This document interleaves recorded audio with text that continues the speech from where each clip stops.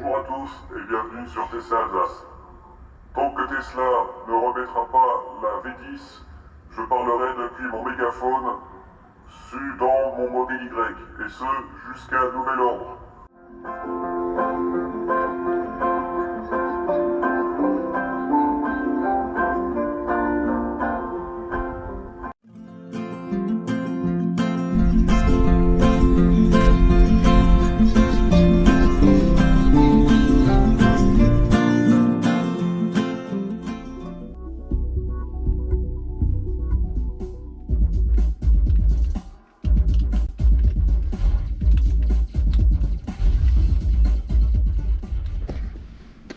Bonjour à tous et bienvenue sur Tesla Alsace.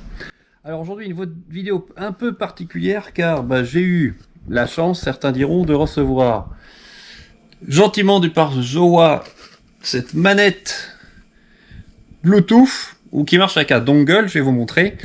Et donc en contrepartie, j'étais d'accord pour faire une petite vidéo pour vous montrer cette manette qui fonctionne vraiment très bien. Vous avez pu le voir, j'ai pu jouer dans la voiture avec. Alors la façon pour moi de jouer, c'est de utiliser ce dongle. Ça se met en USB-C dans la voiture, juste sur une des prises.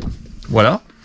Et après, vous utilisez le mode dongle, qui est celui qui est le plus à gauche, ici. Alors il faut mettre aussi la Toybox en marche. Voilà. Donc on va essayer de mettre voilà Skyforce, celui que j'ai mis tout à l'heure. Et puis quand vous faites ça, vous finissez par entendre la manette vibrer avec le signal bleu. Donc avec le dongle, moi j'ai pas eu de problème avec ce jeu là.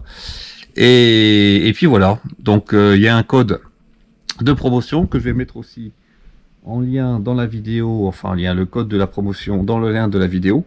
Et puis si ça vous intéresse, n'hésitez pas. Écoutez, pour l'instant ça marche bien, ça se recharge avec un fil USB-C.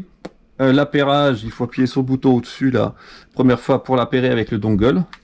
Et après, écoutez, ça marche. Donc, vous voyez là, hop, ça y est, la manette vibre et on peut l'utiliser. Donc, quand on est un superchargeur, pourquoi pas, au lieu de regarder Netflix ou Plus belle la vie, ma série préférée, vous pouvez jouer aussi avec cette manette.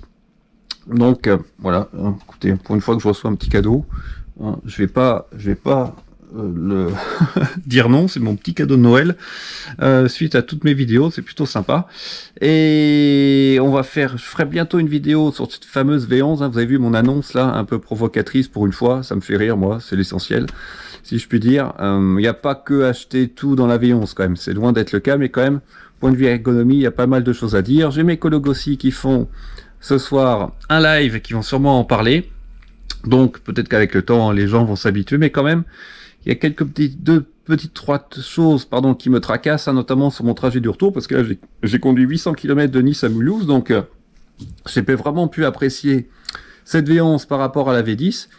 Est-ce qu'elle apportait tant mieux, et puis aussi ce qu'elle apportait en moins. Et évidemment il y a aussi une question d'habitude, mais bon, l'ergonomie dans une voiture c'est important à mon sens, quand on peut faire des actions en un clic, regardez la route, pas cliquer 2 fois ou 3 fois sur l'écran pour avoir une action, c'est quand même mieux. Et sur ce, je vous souhaite une très bonne fin d'année et on se dit à très bientôt sur Tesla Alsace. Ciao.